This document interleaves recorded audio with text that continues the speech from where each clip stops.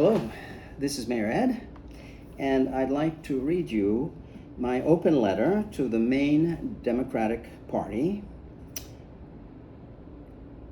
located in Augusta, Maine. And the date of this open letter is July 10th, 2026. I hope you'll be interested to listen.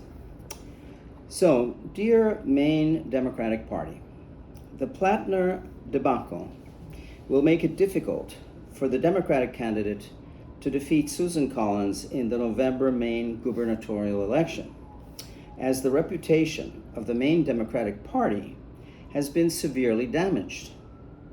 In fact, many are wondering where was the common sense in allowing Plattner, with all his serious negatives, to run in the Democratic primary and in not disqualifying him after he won the primary.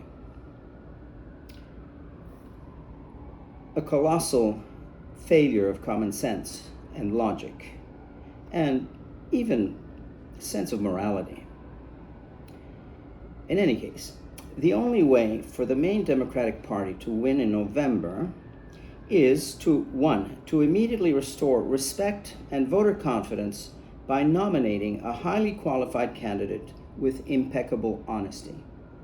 And two, of crucial importance, to have a candidate with a centrist platform, not a leftist democratic socialist platform, which consists of typical Soviet communist, anti-free market, free enterprise measures, such as rent controls, price controls, and soaking the wealthy, who are the only ones providing investments required for our nation's economic and technological advancement.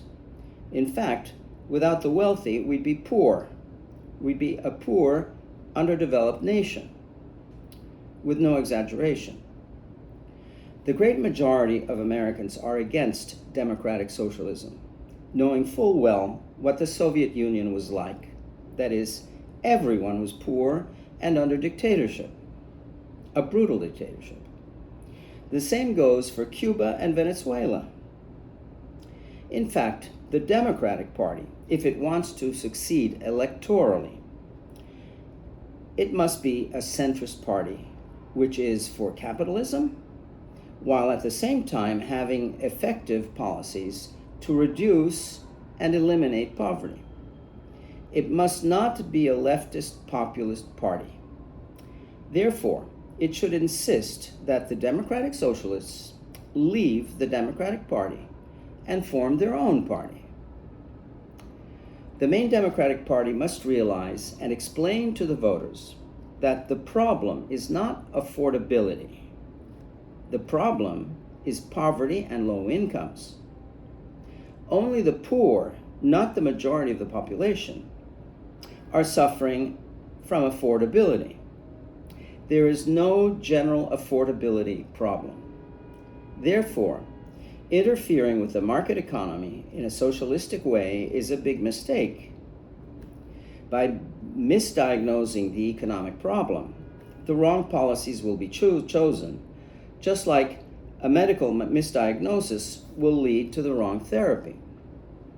The correlation between poverty and low incomes and a low level of education is undeniable. It follows that the only sustainable solution is to greatly improve our public schools and devoting all available government funds to making every single public school truly excellent, not wasting money on handouts except for emergency cases.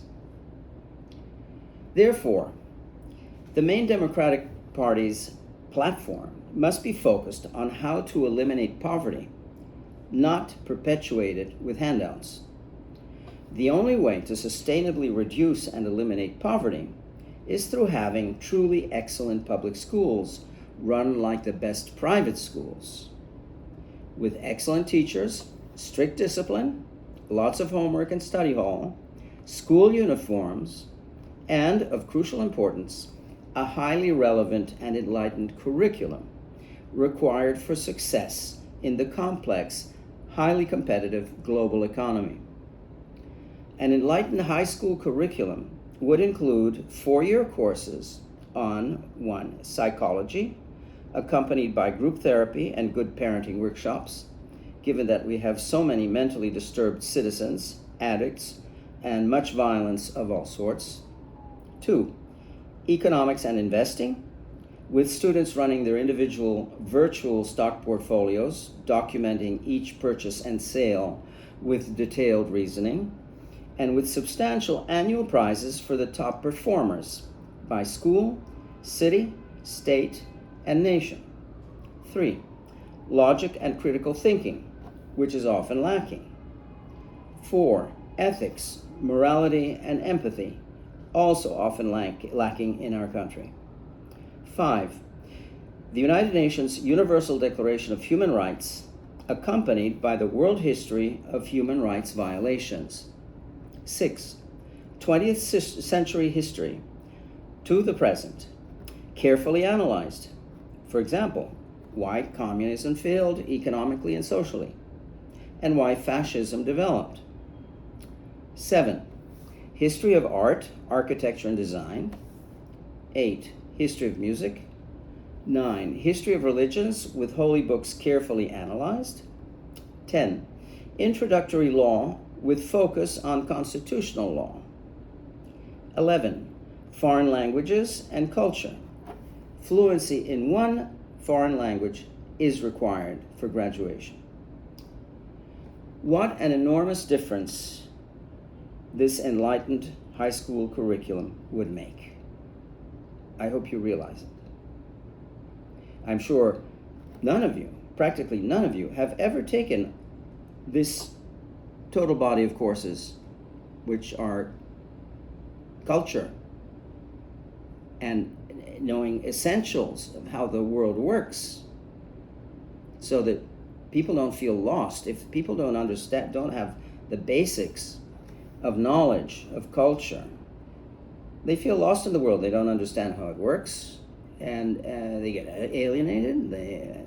So that's a big problem for our nation, because our public schools are so mediocre that the average high school graduate knows practically nothing except the basics like math and the sciences. But that's not nearly enough to prosper as an individual in a highly competitive global economy. As for leftist claims that the wealthy are not paying their fair share, they are demonstrably mistaken, deriving from ignorance of economics and deriving from envy. The mistake is not considering sales taxes paid by the wealthy, focusing exclusively on the income tax rates of wealthy individuals and corporations, which are often legally lowered by tax shelters approved by Congress, including with Democratic votes, and normal depreciation and amortization accounting. In fact, quite apart from income taxes, what must be kept in mind is how much an individual pays in sales taxes, directly and indirectly. For example, an individual earning millions of dollars will be consuming a lot, thereby paying enormous amounts of sales taxes. Very wealthy individuals spend millions on personal consumption, thereby paying enormous amounts of sales taxes, apart from sustaining companies and employment. An ultra-wealthy person spending $10 million a year on personal consumption will account for $700,000 in sales taxes in a state with a 7% sales tax rate. A billionaire, highly criticized by the left wing of the Democratic Party, a billionaire may well spend $100 million in personal consumption and thereby pay $7 million in sales taxes, apart from sustaining businesses, employment, and providing enormous amounts in investment, which is essential for our nation's economic growth and technology advances. Importantly, what the wealthy don't spend on personal consumption, they invest. Either way, our nation benefits enormously So when Bernie Sanders, a Soviet communist sympathizer for many years, and Elizabeth Warren, and many traditional Democrats, including Joe Biden, attack the wealthy for not paying their fair share, they are either ignorant of economics or intellectually dishonest. Elon Musk and Jeff Bezos, for example, are worth every single penny they have earned. Their commercial and technological successes have greatly benefited our nation, in addition to all the employment and sales taxes they have generated. Most Americans don't agree with such unfair, mistaken left-wing criticism and disagree with socialistic policies, knowing what the consequences would be. Many Americans have felt forced to vote for Trump simply to avoid a socialistic government. Trump has been elected because of the Democratic Party's left-wing stances. If the Democratic Party returns to being a centrist, pro-capitalism party with effective policies to eliminate poverty and low incomes, it will win elections sustainably, not just episodically in reaction to Republican misgovernment and cruelty. Capitalism is not per se antithetical to eliminating poverty.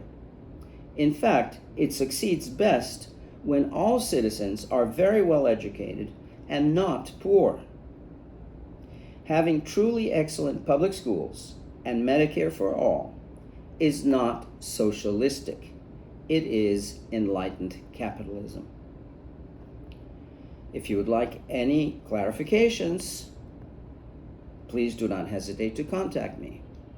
Sincerely, Edward Sonino. Thanks for listening. I hope you found this open letter of interest and persuasive. See you next time.